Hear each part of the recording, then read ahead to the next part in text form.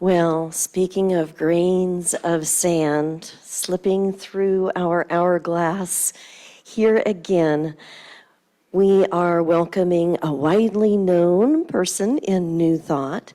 Martha's trainings approach deep inner work as an adventure with a sense of curiosity and wonder. A master of the art of the right questioning, she calls forth the most stubborn and self-defeating patterns to create a new way of being, literally. Ordained in religious science and divine science, Martha has served as Great Lakes Unity Consultant and is a member of Unity Institute faculty. She's attended Emerson Theological Seminary, master's and doctorate, Byron Katie School for the Work, and Hoffman Institute. She is a Healthy Congregations facilitator and trainer. You can see more at marthacreek.com, but we are blessed to welcome Martha, Reverend Martha. Wow! Well, thank you.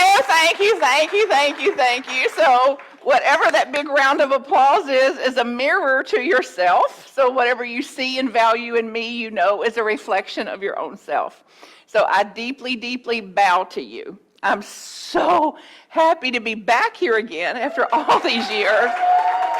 And I'm telling you, I've worked with your leadership and your board since I've been away some. And I say each time we gather that you're miracle makers. Do you have a sense of that? Do you remember like your first gathering when this opened back up? The reports there was 5 people here? Like, look around today. Now, this is also at a time where people coming back to church is going this away, not this away. So this is its own miracle making. For you to be here, for me to be here, for us to gather in a place like this that's so clear about its intentions to live and to be a place of heart, and to make and create a place of heart for anybody that's resonant with that to be in here. So those of you that are watching, keep watching and tell your friends, there's this little place in Lawrence, Kansas that knows what it's doing and that knows what it's being and is minding its own becoming. And get a sense of what that would do for you today. If today I mind my own becoming. And oh, the allure to mind their becoming. Oh, the allure to straighten them out a hair and to give them some advice and to say, oh, like I can live a freer life. I can live the way of a mystic if I give my focus to my internal world, and to my inner being, and to live in the way of a mystic would be to mind my own becoming, not to mind others' becoming. Then I'm going to be less bothered by their becoming, or they're not becoming. So then I can't expend my energy. I can't kind of leak off my energy that I have, that is all that I'll ever have for the rest of my life, to live in the expression of the divine as me, and to then mind my own becoming and my own soul's evolution. This soul's evolution. And I'm just meeting David, you, honey, and it's like, it may feel like picking on you, and it's the opposite of that. Is you say something about his performance was imperfect. Did any one of you experience it as imperfect? Altogether? No. And and hallelujah. And then this is the dichotomy of the mind. This is the false nature of the mind to look upon a thing and to say there's something imperfect about it. And then if I continue to do that, I will never know the perfection in it. Now, did it turn out the way I hoped? No. Did any of you here, did 100% of your situations turn out the way you hoped? Altogether? No. So then calling any situation that didn't turn out the way we thought it should as imperfect is false. A false idea. It's faulty thinking. It says, I don't know a thing about what's perfect. I know what I had in mind. I know what I rehearsed for. I know what I planned. I know what I thought I would bring forward. And then reality, and it's this. This is what I'm going to be and do Sunday morning. Then reality goes, boop. So guess who's off? Guess who's off? Any notion that I'm going to control something and the outcome of something and the outcome of a situation, the outcome of a performance, the outcome of words that I speak or express is absolutely faulty thinking, false ideas, false thinking. So for me to continue to run that then is going to keep me afraid of mistakes, afraid of being judged, afraid, instead of I'm going to have to integrate this. For me to live mystically, more the way of the mystic, for me to live liberated, for me to live freer than I am, I'm going to have to come out of that faulty thinking. And then to absolutely accept, I don't have to like it or love it. Ain't that good news? And to the degree that I still resist this or push this back, then I cannot be free. I cannot live a liberated life. So here are some ways that I do this, and less and less of this. So perhaps it's something you can take a look at today or this week as you go about it. So these are ways that we do this, and usually it's unconscious. Like nobody wakes up and goes, oh, I'll just find all the ways I can be miserable today. Like I'm going to keep these old archaic patterns running just to see how much torture I can inflict on myself today. Like I'm not going to do that. So I'm going to see what pattern can I interrupt today that's going to lean me toward more freedom, more liberation. So here are some of the ways in which we unconsciously try to keep this form identity alive. Believing that I'm a somebody and that I get to control things, you know. Who needs God when you've got me to run the show, to say what's perfect and what's imperfect, and who should live and who should die, and who should have a disease and who shouldn't, and when traffic should flow and when it shouldn't, and when planes should take off on time. And if I have more mindfulness, if we activate this morning, again, we activate this morning this mystical way of our being, our becoming, our well-being, then we absolutely have the innate power. If these teachings are true, we have the innate, inherent power to affect this. So then I can detect some of these unconscious patterns. I can detect this faulty thinking that I have, these faulty concepts and ideas that I have, and say, that is faulty. So lead me not into the temptation of mind. Deliver me from that faulty thinking. Deliver me. For there is the power. There is the power. So see if any of these mean anything to you. Recognizing, desiring, seeking, or even demanding recognition for something you did.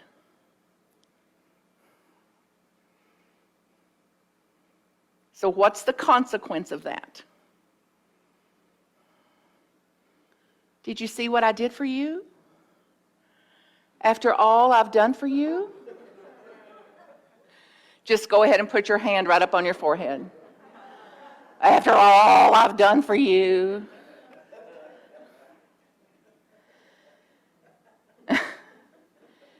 And then getting upset, angry, frustrated, disappointed, sad when they don't. When they don't recognize our hard work, our efforts. So who would you be if that was over? Like, whatever I'm going to do is for the integrity of my own soul, and I'm no longer going to reference who noticed. I'm doing it for my own sake. I'm doing it for my own soul's evolution. I'm doing it for my own delight. I'm doing it for my own integrity. So I can no longer reference who noticed.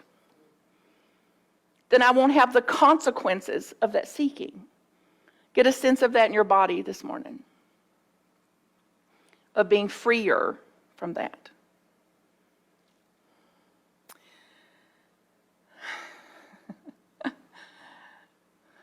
Nobody knows the troubles I see. Trying to get attention by talking about our problems. You've heard it, like, as misery loves company. And it's like, I've got 107 fever for 4 days. It's like, girl, that's nothing. I had 109 for 8 days. Like it's a competition.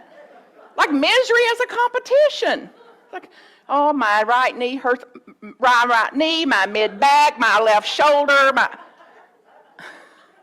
Like, you don't know misery. You don't know misery like my misery.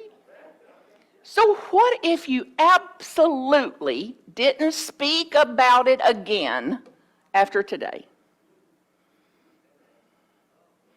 Just to try it. And it's like, and when people ask how you are, don't mistake that they're actually asking you. So if you just stay quiet a minute, they'll go right on to their next question. They may not even notice you didn't answer. And then they'll be relieved that you didn't, because then they didn't have to one-up your pain. Giving your opinion when nobody has asked it. Well, I'm going to speak my truth. It's like, well, why? Because they're just waiting for you to hush so they can speak their truth. And then you wouldn't mistake a monologue for dialogue.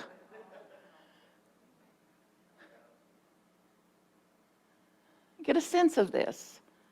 I mean, we're laughing. That shows the resonance to our soul to go, the prison that I'm in is a prison of the mind, and the door is wide open. There's a door wide open here that I can walk through again today.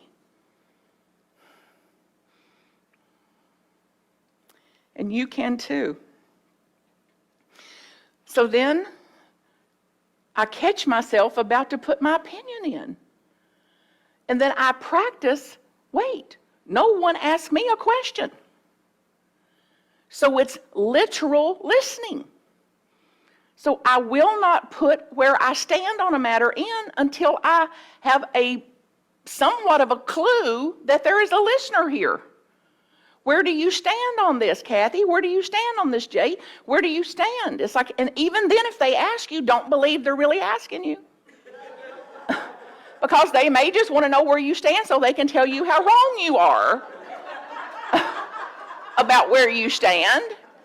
Then you'll know, oh, wait a minute, now I've picked up that rope again. Because there's no war till I put my opinion in this. There's no stress till I put my opinion in it. There's no stress till I start to defend my opinion. So I can have less stress by reeling this in. With mindfulness, it's like I'm going to live more in a mystical way.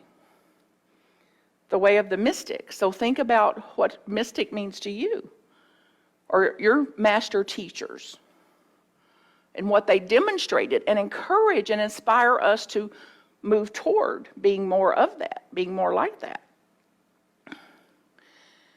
Being more concerned with how the other person sees you than you are actually concerned about the other person. So I can't just meet a human being as a human being. I can't just look into the eyes of another human being and be there for them in their imperfections in their way of being, in their situations, in their pain, if I'm working and using all my energy to make sure they're seeing me a certain way. So there's a real gap here. To say, okay, if I stop worrying so much and trying to keep up a persona, a form identity that I hold, and devote myself to looking into the eyes of anybody's eyes I can look into and know that this is divinity expressing itself here,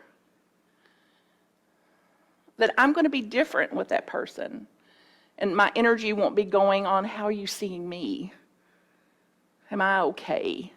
Do you know all about my credentials? Like center of attention. And like the consequence of that, the heaviness of that goes with it. Pure egoic gerbil will.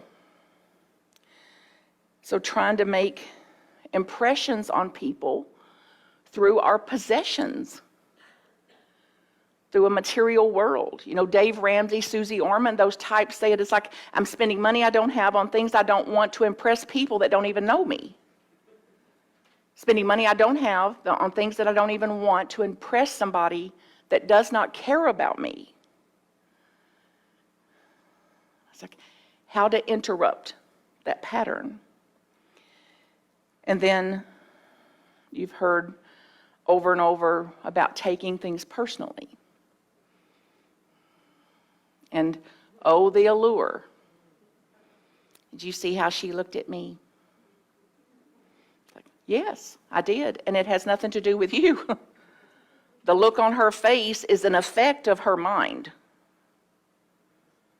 The look on that face is an effect of the mind, is the effect of consciousness. And guess whose consciousness I'm responsible for? It's a full-time job. Then I couldn't take personally another person's look or their tone or their attitude to the degree that I understand this, that that's theirs. And then I can relate because I'm just a thought away from it. And if I was in their shape or believing what they believe or afraid like they're afraid, I'd be showing up the same way. So it's very humbling, can be. Making others wrong so I can be right. Versus I'm going to stand where I stand, and that's the right place for me, and everybody else gets to stand where they stand, and I don't have to make where they stand wrong so I can feel more right about myself. So there's a place for me to stand where I stand and for other people to stand where they stand. And I can't displace my rightness onto them and be at peace. So when our peace is more important than in being right, then we make choice, free will choice to say, my peace is too important for me to make somebody else wrong. My peace is too important to live into an imagined future. Somebody asked, I've got a dear little Hadlin, a great niece that travels with me some and hangs out. And they're like, don't you worry about her future? I said, well, yeah, some. And I can't afford to worry about her future. My peace, to keep my peace, my internal peace, I can't slip off into an imagined future. Because there's no peace there. It would be mental torture. And then to try to control something I can't control. So my peace is more important than trying to control that imagined future. So less complaining. It's like, what would we talk about? You've heard me say it probably the last time I'm here. You know, it's like at the graveside, here will be Martha Creek in her gravestone. As far as I know, I won't have one. And it says, here lies Martha, she had issues. Here lies Martha, she had dramas. Here lies Martha, she complained. So we're writing our epitaph today, the way we live. And it's like, I don't want that on my headstone. It's like, I want here lies Martha, she had ideas, not issues. Here lies Martha, she had determination, not dramas. Here lies Martha. She made contributions. Less complaining, more contributions. So that's what I want. And I believe you want something similar. That we won't get to the end of our life regretting what's carved in stone. That it's like, I'm going to be writing today what's carved in stone. And whether then it ever shows up in a stone or not is none of my business, but it's the life that I lived here. So as you then detect these patterns and then begin to look at the consequences of these, which we've done this morning. It's like the no sane person would continue to make these choices. Then to say, I've detected the consequences here. I've detected the pain of this, and I'm going to make another choice here. So I'm learning to make another choice that says was about to put my opinion in and nobody had asked. It's like, I detected that. So I'm going to pause here, and I may have to put a zipper on this. And I'm going to wait till somebody asks me a question before I say a word. To break, Mama would say, to break myself of some of this. So there's real potential. And then to give it space. Eckhart Tolle describes it as it'll jar the ego so much, like the ego will get so active. And it's like if we can just hold presence with that, it burns itself off. Like that discomfort, this desire to put our opinion in, this desire to make them wrong, this desire of these old patterns. And if we can bear that and hold presence with that, it actually burns off. And most of us haven't practiced, and me included at times, to say, I'm going to give more practice to that. I'm going to give more attention to this, and I'm going to see what's possible for me as this burns itself off. So think about this then, and who in your life you might apply this to. And remember now, it'll be tempting to want them to practice this. God, I wish they could have been at church today. That's such a good message. I wonder if this is being recorded. I'll send them an email and tell them to download this. So every time you think of that, guess who needs to listen to it? Me again. Me again. So this is only for me. Whoever hears this, it's only for me. And if they hear it, then it was for them. If you let go a little, this is from a song called Letting Go. If you let go a little, you'll have a little peace.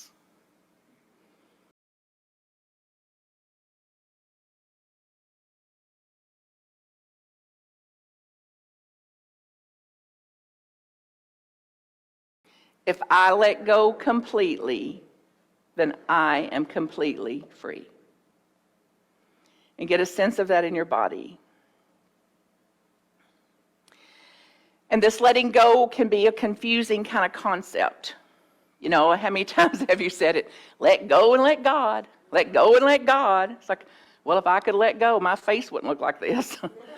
It's like, that sounds good. Like, how do you do it? Like, when's the class on that? But it's like a more literal meaning of this, of letting go as to stop pushing away, to do less pushing away, to do less resisting.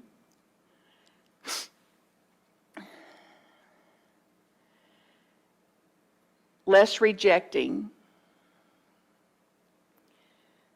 less struggling,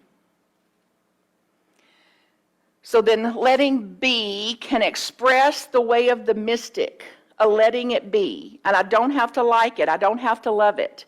And I let it be. So instead of the resisting, the rejecting, the pushing away, then I'm going to include,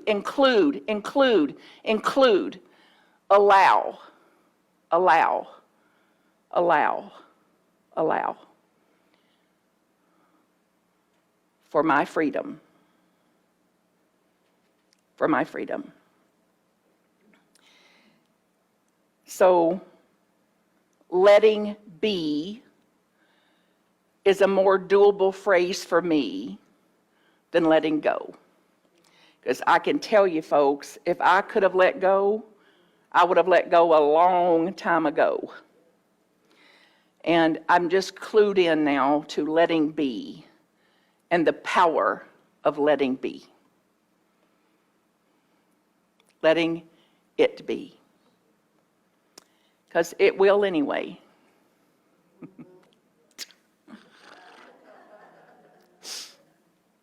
And then there's a sense then in our heart and in our intuition to come to this level of reconciliation, this level of union, this level of communion, this level of the heart space where the human and the divine live. And we've spent decades, most of us, trying to become more divine, often with a disregard of the humanness of us. Instead of, what if the work is about integrating the humanness of us, understanding that I'm as divine as I'm ever going to be. I am divine, that's established. One power, one presence, God expressing, the source of all that is. I am divine, check, tick mark, check, done. And then in this human form to become realized. The divine realized in a form that's human. So if I let go a little, I'll have a little peace. If I let be a little, I'll have a little peace. If I let be a lot, I'll have a lot of peace. And if I let be completely, I'm completely free. And it's a direction to go in, not a tick box exercise that I know of. So think about this today, this morning, and what it would be like right here, right now. It's like no more waiting for you to make a decision for yourself. To go, I'm going to give this a fair test. I'm going to review this recording, and I'm going to see that list that was put out there, and I'm going to start doing some of this. And I'm going to be more focused on minding my own becoming and interrupting these patterns that have been running our humanness since archaic dinosauric times, and to say, I'm going to be what I sing about every Sunday, which is to be the change I want to see in the world. And to have some sense that I'm equipped for it. So get a sense of that regardless of what comes, regardless of what storm comes, what struggle comes,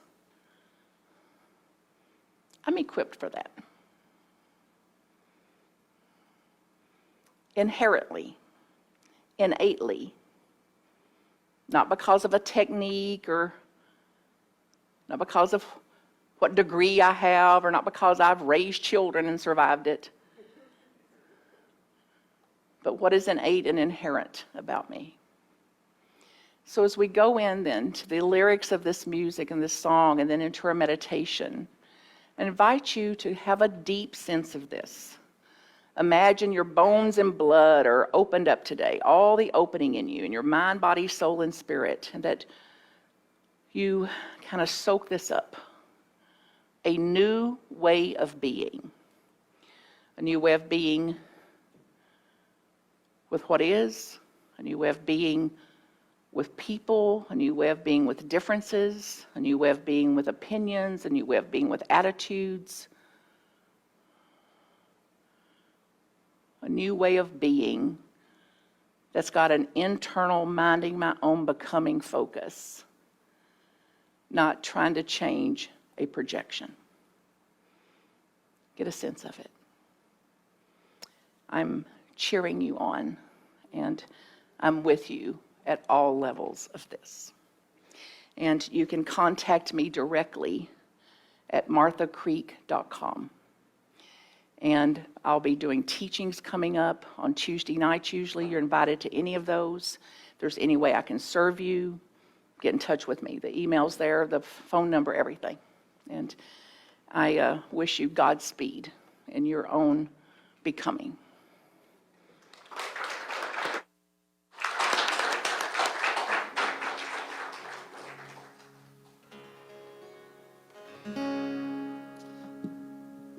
My dear friend and colleague, Kelly Doherty, joining me up here.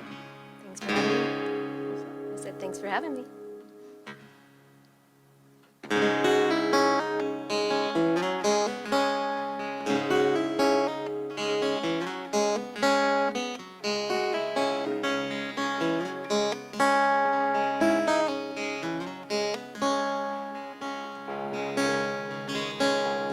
Waves crashing and the tide pulls out.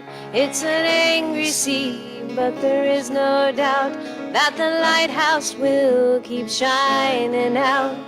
The one lonely sailor, and lightning strikes and the wind cuts cold to a sailor's bones, to a sailor's soul, till there's nothing left that he can hold except the roaring ocean. And I am ready for the storm. Yes, I'm ready. I am ready for the storm. I'm ready for the storm.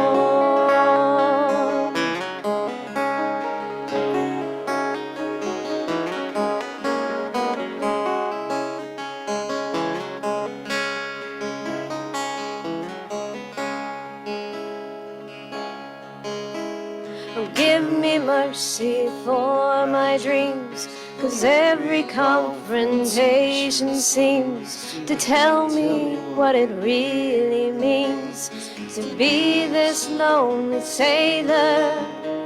But when the skies begin to clear and the sun it melts away my fears, I'll cry a silent weary tear for those that need to love me.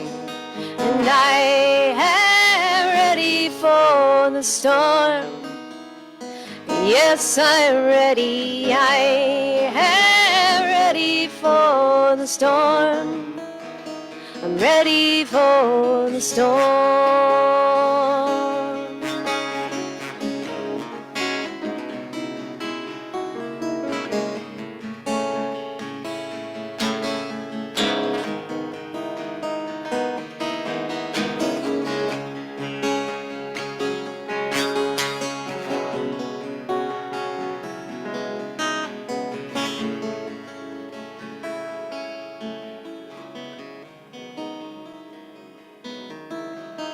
Distance it is no real friend, and time will take its time, and you will find that in the end it brings you near the lonely sailor. But when you take me by your side, you love me warm, you love me, and I should have realized I had no reason to be frightened. And I am ready for the storm. Yes, I'm ready. I am ready for the storm. Yes, I'm ready. I am ready for the storm. I'm ready for the storm.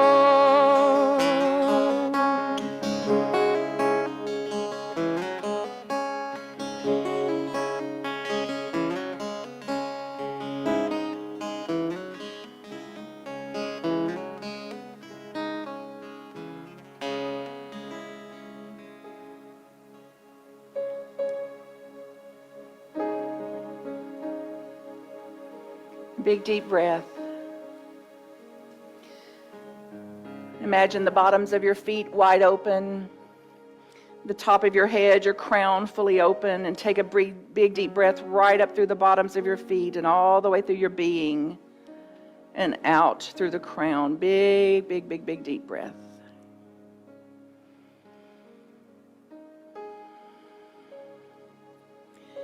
And now a breath in from the crown, through the crown. Breathing in deeply through the crown and bringing that life, that vitality, that rejuvenation, that clearing, that purification all the way through the body. And down and exhaling out through the bottoms of the feet.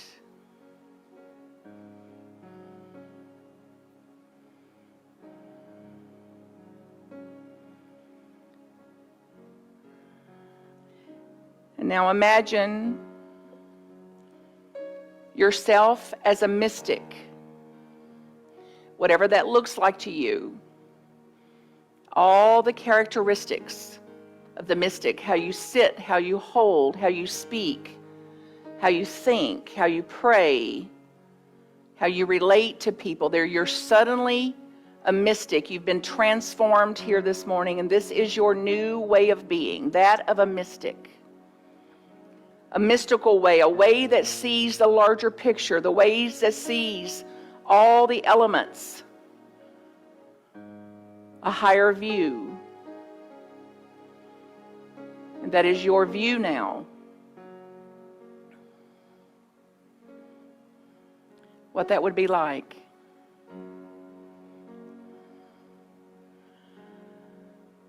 Get a sense of it in your body. Then imagine the service is over, you're leaving the doors. As you walk through these doors of this very building, that you're new now, that you've had a born again experience here today, and that you're new as you pass through those doors, as you go down those steps and into your car, that you're a new being. How would you be? How would you be as you look at a cloud, a sky, a tree?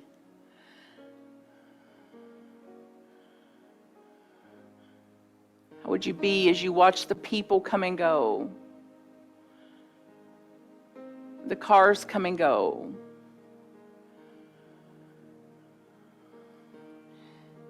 Then imagine you go into a place for lunch, and you're the mystic in the gathering. You're the mystic at the table. How would you be in that gathering?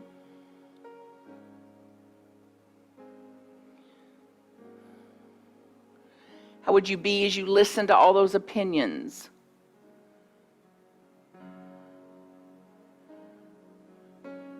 Allowing for all of them, allowing for all the personalities, allowing for all of it, letting it be. Who would you be? What would that be like?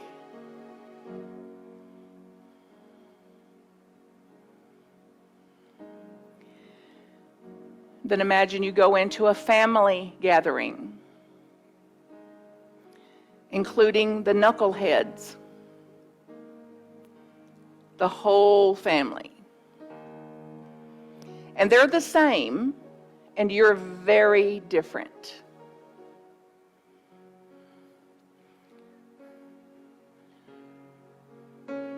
There's a mystic in the presence of that family. You're it.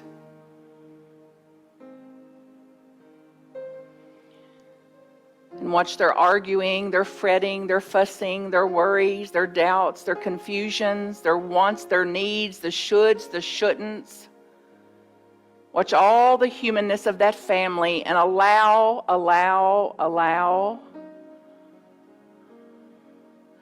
Let it be.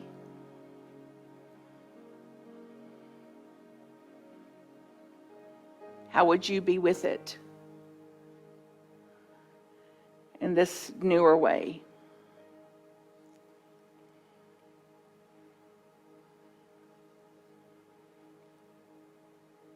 Then imagine you in your workplace, your communities, your job, your neighborhood, your colleges, your classrooms, workshops, the bank, the grocery store, everywhere you are. Those places are the same in your transformed.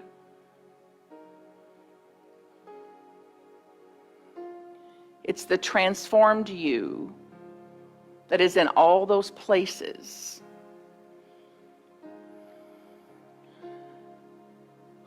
Watch you. What are your mystical attributes?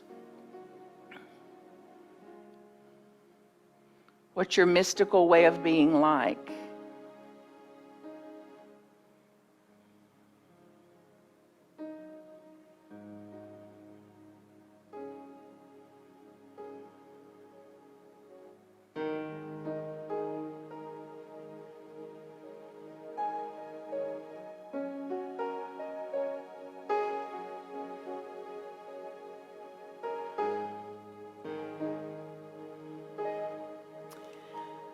Another big deep breath.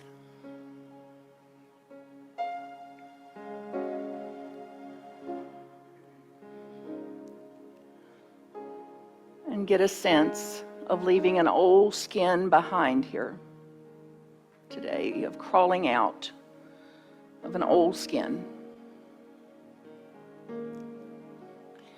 I invite you to make a commitment to the care of your soul and the true nature of you as we go about our day and our life and our years transformed.